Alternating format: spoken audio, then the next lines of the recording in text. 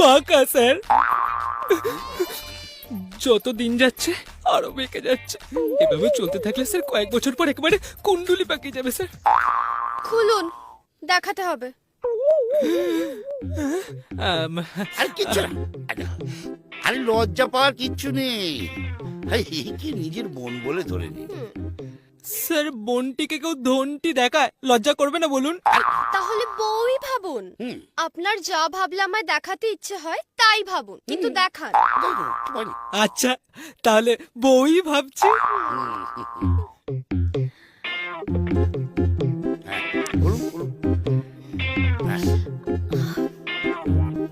বোতাম।